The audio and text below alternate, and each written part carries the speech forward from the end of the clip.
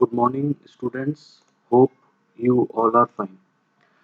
Today, in our unit Deadlocks, we are going to discuss about the topic that is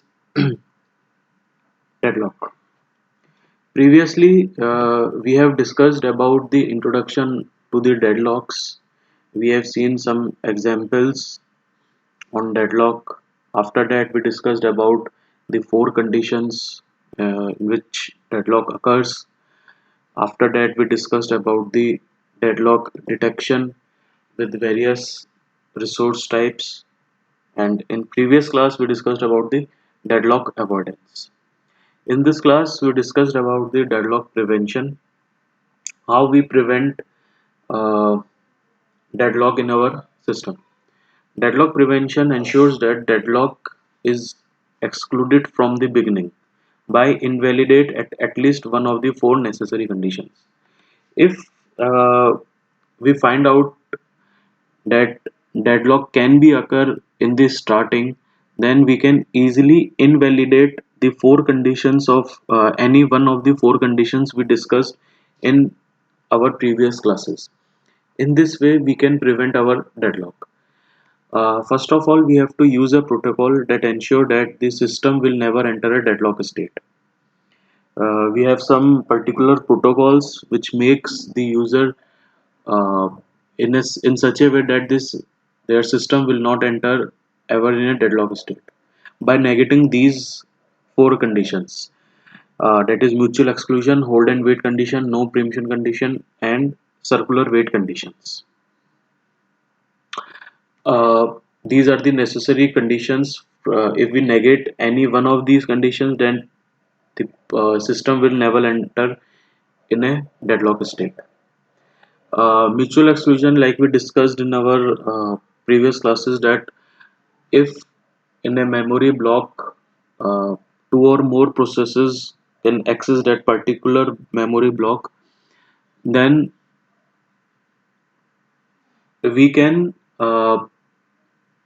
put out a particular process to get access from that particular memory block, so that deadlock will never been occur in our system. Mutual exclusion will not required for any shareable resources. It must hold for non-shareable resources. It ensures that no resource is assigned exclusively to a single process. Resource will not be assigned to a single process comes under the category of mutual exclusion condition. For this, we have to spool everything. Spooling is the concept that in it's a spooling directory in which all the daemon processes are being saved. Daemon processes are those processes which are responsible for uh, printing a page on the system. But the drawback is that not we cannot spool all the resources. Like the process table, we cannot be spooled. The second drawback is competition for disk space for the spooling itself may lead to deadlock. If the disk space is not being enough to spool the resources, then in this case the deadlock may occur. The second one to prevent the deadlock is hold and wait. It must guarantee that whenever a process requests a resource, it does not hold any other resource. For example, if a process requests for the printer, then at the same time it must be checked that that particular process not already been held by some other resource, for example, plotter. The second one is required the process to request and be allocated all its resources before it begins the execution, or allow the process to request the resource only when process has none. In this way, the resource utilization can be less. The third one is no preemption condition.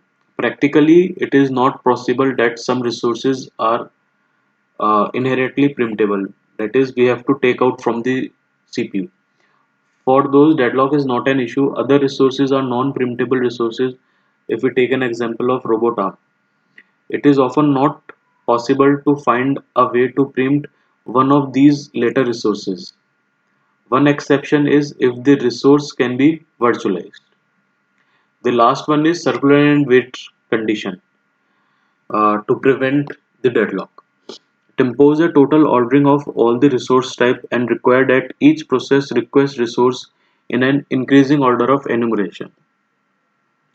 Now, if we talk about the summary of these deadlock preventions, first one is mutual exclusion. We have in this we have to spool everything in such a way that only one process is being able to access one resource at a single point of time. The second one is hold and wait. We conditions. We have to request all the resources initially at a particular level.